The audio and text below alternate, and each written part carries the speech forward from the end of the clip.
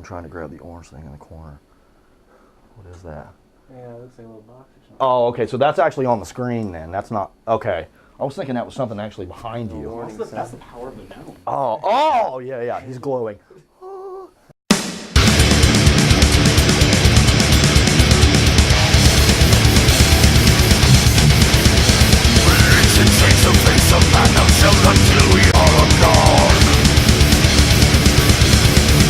Welcome back, everybody. This is Paul. Once again, we're here with IDIEDTRYING, Tony, and Brett. Again, gentlemen, just introduce yourselves. Yeah. Instrument. Yeah, I'm Tony. I play guitar, vocals, various electronics in the band.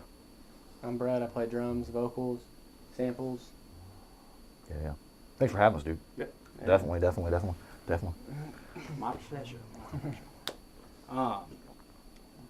Definitely with Tony. The biggest thing when I got kind of hip to your guys' stuff, I mean, beyond your technical ability, you have a pretty unique style. Like, Yeah. I mean, like seriously, Yeah. what are some of your influence as far as, you know, what made you start playing? Okay. And what keeps you? I mean, because everybody, once they get No. you know, deep into it, like there's got to always be something that, you know. How long was your show? You know, when I first started playing, my number one goal was I didn't want to be the best guitar player. I didn't want to be the fastest guitar player. I didn't want to be the heaviest. I didn't want to be the lightest. I didn't want to be any of that. I wanted to be, all the guys who I looked up to then, and all the guys I look up to now, are guys who have, when you hear them, you know who they are. Right. That was my number one. Dimebag, Prince, Stevie Ray Vaughan. You know, people who, you know, they had their own thing. Prince is a huge one, man. You know, and you know, you know, that's kind of what has propelled me. Still is, you know, I'm still, you know, I've kind of carved out my own style, but I feel like I'm like a third of where I want to be still. You know, and it's just like every year I work harder, and I you know, because I feel like I'm getting older, and I need to, you know, go do everything harder and more, and, you know, and just continue to explore, you know. And then, you know, honestly, man, you know, Tom Morello and people like that, when I first heard people doing like the noisier stuff and the more weirder techniques, and like, you know, if you see me play guitar and you listen to anything I do, I'm not a meat and potatoes type guitar player. I'm 90% technique. You know what I mean? It's if I tab stuff out, you know, and you're a guitar player, you're a bass player, whatever, you read it, it's not so much about the notes I'm hitting as about the technique at which I use to reach the end of the note, type of a thing. So, yeah, so I just, you know, and I, you know, with this band, I wanted a cinematic type of context with the music, so I could kind of explore. Pink Floyd's huge for me, huge for him. Yeah. You know, and well, you can tell with the atmosphere. Exactly. It you comes know, out more live. No, it does. Well, you know, and a lot of that is experimentation. You know, we when we have a longer set time, you know, we freeform a lot, and there's lots of, you know, experimentation, and we go from one song to another in a way we never have before, and we never will again. You know, it's very live and very, you know, now, you know, and just really organic. You know, so organic.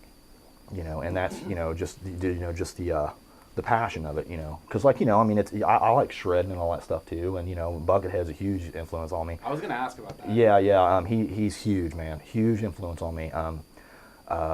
I think the mask and the costume and the character has been awesome for him, but I think it's counterproductive it, because I think a lot of people now think about him as the character and the guy with the nunchucks, or the guy that was in Guns N' Roses or whatever. Dude's a beast. Yeah, not the dude. He's not a beast. The dude. Yeah. I mean, he's a beast. I mean, you can go on YouTube right now and you can see him when he was like a kid. He was like 16, 17 years old, and he was chopping heads with anybody in the world when he was like 16, 17 years old. I mean, he is a monster player, you know. So that was another guy, man, that when I first heard him, it was like my ears changed. Right. I was just like, man, you know, I didn't know it could be done like that, you know, and like I didn't know one guy could do that many different styles and make it work. I wanted to do something that was on a more emotional level than like what I felt like I was receiving, especially when the band started in 2002, and you know, I wanted something. I wanted that Pink Floyd kind of religious experience, you know, between the band and the audience, and I didn't want there to be, you know, I wanted it to be I never liked the separation of the band and the audience, and you know, and all that stuff. I wanted it to be like, we're all here, we're all equal, let's all have this experience at the same time together, you know, as opposed to like, we're going to perform for you. You know, I'm not an entertainer.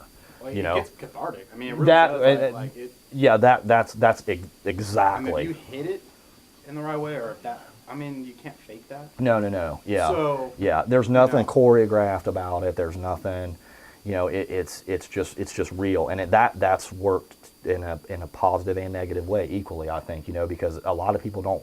It's too much for some people, you know, and it's you know, people don't know how to take it, you know. There's too much of a physical presence in the volume. We're too crazy, or you know, I mean, you know, there's just varying degrees of it, you know, but. You know, the people, the thing about the band that's been great, and the thing that's kind of kept me going as far as the band, because, you know, there was a time period, you know, a couple years ago where I was the only dude in the band, and, you know, I had a record deal but no band, and, you know, like, it was rough, man. And, you know, the thing that's kind of kept me going is the people who, we don't really have any people who, we're not like a band that's like, oh, they're all right. You know, it's like, no, everybody loves, no, there isn't. You know, there's people who love us who get tattoos of lyrics and stuff. And then there's people who just hate us. You know what I mean? And like, and that's fine with me. You know what I mean? Like, I'd rather be that band that, you know, because we're still affecting you, as opposed to it being background noise. You know what I mean? It's like, you know, it's like, you know, and I you know, and I'm fine. You know, I know that we're eccentric and we're acquired taste and all that. You know, we're not Nickelback, and we're not going to be Nickelback. You know what I mean? So, yeah. It's about fucking getting down, but yeah, I think the thing that separates that is melody. Yeah. That's it. Oh yeah. Because that's where that. Yeah. Like, yeah. You know, and that changes the game. Oh, it does. I mean, I definitely think. It does. Kudos to you, Joe. Thank you. Well, yeah, that's a great way of putting it. Yeah, because that's what, you know, that's what gets me is you know, the moment where it's like the notes are right and the atmosphere and the music is right, and there's that intangible thing that just grabs you. Yeah. That's what I'm constantly searching for. You know.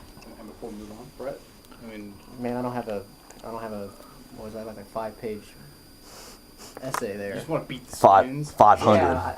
Yeah, when you talking about what made me want to start and whatnot. Yeah. I didn't even start out loving the drums. I just liked all the instruments. I used to like watch my dad jam when I was 4 and 5. My uncle would play, my cousin would play the drums. It's like everybody switched around a little bit. They're great therapy. What? Oh, drums? Oh, yeah. I mean, that's what I always, I don't know, like was drawn to. Maybe because my dad was a guitar player and it was something I could do with him or something. I don't know. Yeah. But yeah, it's just more just hanging out when I was a kid. It's just sort of been, like Tony says, like sort of ingrained.